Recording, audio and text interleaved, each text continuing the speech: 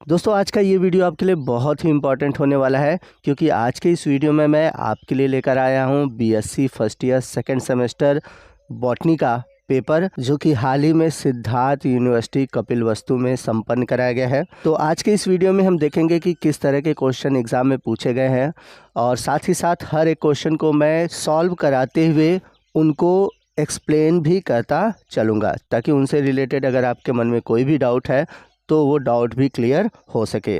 तो वीडियो की शुरुआत करते हैं। वीडियो को स्टार्ट करने से पहले प्लीज़ आप वीडियो को ज़रूर लाइक कर लीजिएगा, और यदि हमारे चैनल पर नए हैं तो प्लीज़ चैनल को सब्सक्राइब कर लीजिएगा। तो चलते हैं पहले क्वेश्चन की ओर। The term palynology was given by, यानी कि पैलेनोलॉजी शब्द किसके द्वारा दिया गया था। तो आपको बता दें कि जो टर्म है पैलेनोलॉजी, ये हाइड और विलियम्स द्वारा दिया गया था। तो आपका जो राइट ऑप्शन है ऑप्शन सी है। दूसरा क्वेश्चन है the study of pollen in the atmospheric air is called, यानी कि वायुमंडलीय वायु में पराग कण का अध्ययन कहलाता है। तो आपको बता दें कि वायुमंडलीय वायु में पराग कण के अध्ययन को हम बोलते हैं एरोपैलेनोलॉजी। तो आपका जो राइट ऑप्शन है ऑप्शन फर्स्ट सही है।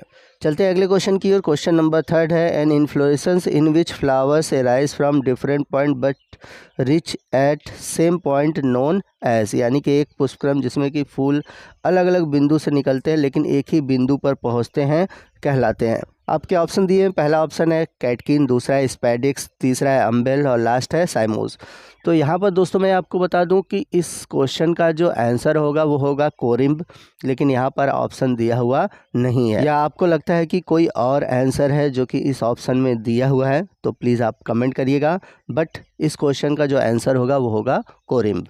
चलते हैं क्वेश्चन नंबर 4 की ओर। क्वेश्चन नंबर 4 है इन रेसीम द फ्लावर्स आर, यानी कि रेसीम पुष्पक्रम होते हैं। तो आपको बता दें कि जो रेसीम इन्फ्लोरेसेंस होता है उसमें जो फ्लावर होते हैं वो एक्रोपिटल क्रम में अरेंज होते हैं, यानी कि आपका जो राइट ऑप्शन है ऑप्शन बी है, arrange in acropetal succession. Question number 5 है a spike of unisexual flower is found in, यानी कि एक लिंगी पुष्प का स्पाइक पाया जाता है। तो ये पाया जाता है मलबेरी में। तो आपका राइट ऑप्शन है ऑप्शन सी।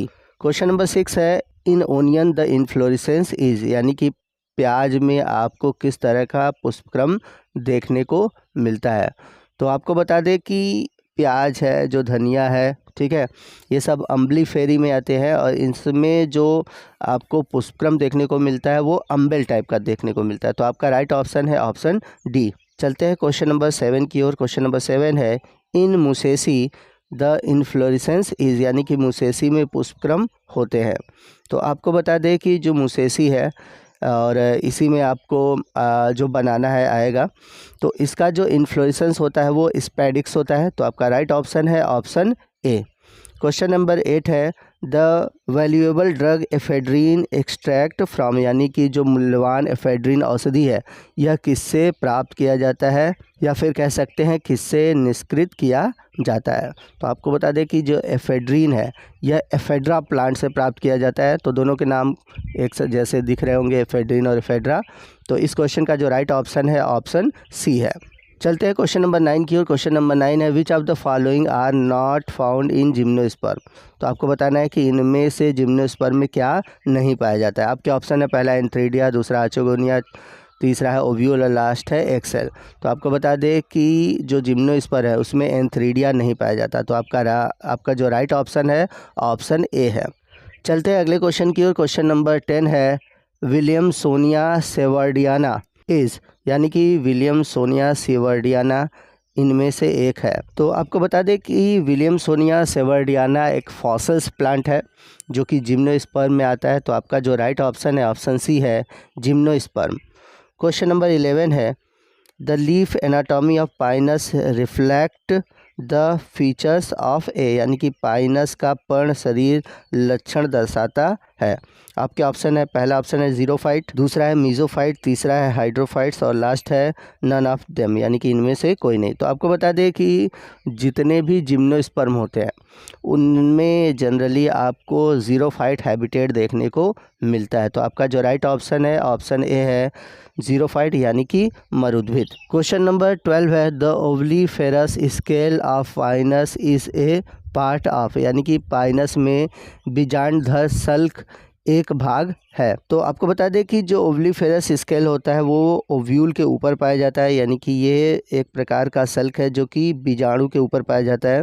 तो आपका जो राइट ऑप्शन है ऑप्शन ए है, मेगास्पोरोफिल। चलते हैं क्वेश्चन नंबर 13 की ओर। क्वेश्चन नंबर 13 है, hypogeal germination is found in, यानी कि हाइपोजियल टाइप का जो अंकुरण होता है इनमें से किस में पाया जाता है। आपके ऑप्शन है, पहला है साइकस, दूसरा है पाइनस, तीसरा है बीन और लास्ट है इफेड्रा। तो आपको बता दें कि बीन और पाइनस में एपीजियल पाया जाता है और इफेड्रा में वाइविपेरी पाया जाता है, और जो साइकस है इसमें हाइपोजियल टाइप का जर्मिनेशन पाया जाता है। तो इस क्वेश्चन का जो राइट ऑप्शन है ऑप्शन ए है, साइकस। आइए चलते हैं अगले क्वेश्चन की ओर। क्वेश्चन नंबर 14 है, the tissue having dead cell is, यानी कि मृत कोशिकाओं वाला ऊतक है।